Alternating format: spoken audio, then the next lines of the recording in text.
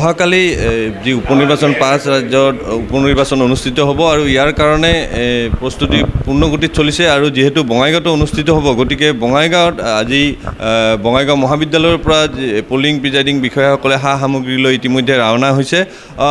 বঙাইগাঁৱত এইবাৰ 8গৰাকী প্ৰাৰ্থীৰ ভাগ্য নিৰ্ণয় কৰিব 1,82,554 জন ভোটাৰে। গতিকে ইতিমধ্যে প্ৰস্তুতি সম্পূৰ্ণ হৈছে আৰু শান্তিপূৰ্ণভাৱে ইতিমধ্যে প্ৰচাৰ কাৰ্য সম্পূৰ্ণ হৈছে। মোৰ সৈতে জিলা আয়ুক্ত নৱদ্বীপ পাঠক আছে, তেখেতৰ পৰা মই নিৰ্বাচন শান্তিপূৰ্ণভাৱে গ্ৰহণ কৰাৰ কাৰণে প্ৰস্তুতি কেনেধৰণৰ চলিছে কিছু কথা জানিব চেষ্টা কৰিম যে আপোনালোকৰ কিদৰে সাজু হৈছে ভোট গ্ৰহণৰ কাৰণে।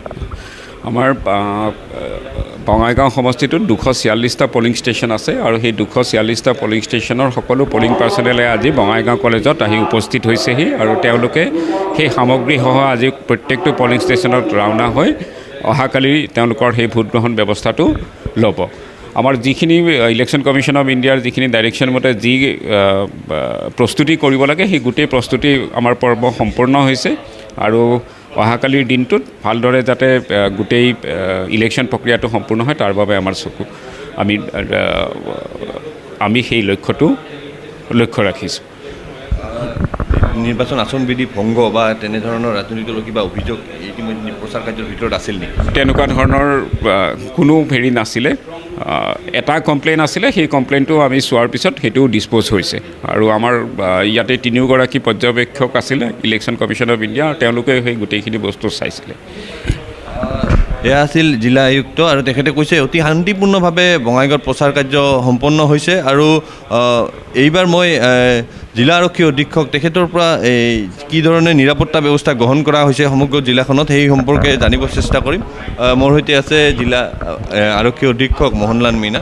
আপোনালোকে নিৰাপত্তা ব্যৱস্থা কিদৰে গ্ৰহণ কৰিছে শান্তিপূৰ্ণভাৱে ভোট গ্ৰহণ? আমাৰ ইয়াতে আজি পলিং মেটেৰিয়েল ডিষ্ট্ৰিবিউশ্যন ষ্টাৰ্ট হৈছে বঙাইগাঁও কলেজত আৰু ষ্ট্ৰং ৰুম ইয়াতে আছে। ইয়াতে ষ্ট্ৰং ৰুমৰ কাৰণে আমি 3 tyre security election commission of guidelines ইণ্ডিয়াৰ গাইডলাইন্স মতে কৰিছোঁ আৰু যিমান আমাৰ পলিং ষ্টেচন আছে তাতে দুইজন কনষ্টেবল আৰু হোমগাৰ্ড ডিটেইল কৰা হৈছে। আমাৰ ডিষ্ট্ৰিক্টত 5টা ক্ৰিটিকেল পলিং ষ্টেচন আছে, তাৰ কাৰণে আমি CRPF ডিটেইল কৰিছোঁ। তাৰ উপৰি যিমান জ'নেল ছেক্টৰ অফিচাৰ আছে তাতে আমি ফ'ৰ্চ দিছোঁ আৰু जो अलग आइसोलेटेड जगह আছে অলপ দূৰ আছে তাতে আমাৰ QRT প্লেস কৰা হৈছে যেতিয়া কোনো এনেকুৱা ইনসিডেন্ট হলে ইমিডিয়েটলি যেতিয়া ৰেসপন্ড কৰিব পাৰে।